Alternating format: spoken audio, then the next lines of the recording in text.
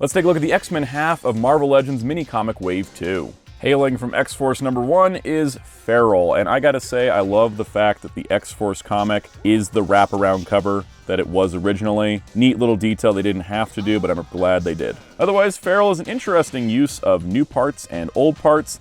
I do wish she was furrier. Everything's like a little too smooth for me, because you have like the furrier shoulders, and then like the biceps are just the normal biceps. Other than that, it's nice to finally get this character to round out our X-Force shelf. It's been a long time coming. Feral poses pretty decently, though I am disappointed by the lack of an ab crunch. I feel like you could get a little bit more out of that and she would be really solid. Yeah, I mean, she's pretty good otherwise. It's just a little bit hard to do some crouching stuff, which she's really known for. Hailing from Astonishing X-Men Saga number 1 is Beast, and I really like this choice of cover because it's all the X-Men characters reading the comic, and then you have a mini-comic of a comic where they're reading a comic. Fun. Beast himself is pretty nice. He's a mix of old and new parts to give us the astonishing look. We don't get enough Beast figures, and I think this one's really solid, especially for this era.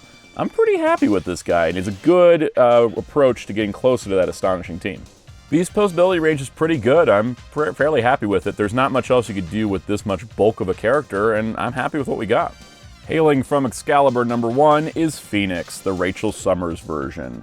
I do really like that classic Excalibur cover because we now have finished that in Marvel Legends, at least character-wise, with Phoenix. Figure-wise, a little bland because the legs are just straight red, but they do have the spikes for her, the nice head sculpt. I mean, I'm pretty happy with this. It's her accessories that make her more unique. This costume is not that intricate on its own.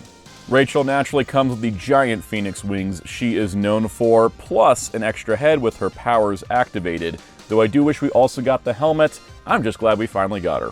These are 3 pretty solid figures, and it's nice to get 2 characters we've never had before in Legends. They all fill team gaps, and I'm pretty happy about that, even if it's bonkers that half the wave is X-Men. That's a little too much X-Men. But if you want to see more videos, including completing these teams in Marvel Legends, hit subscribe now so you don't miss out.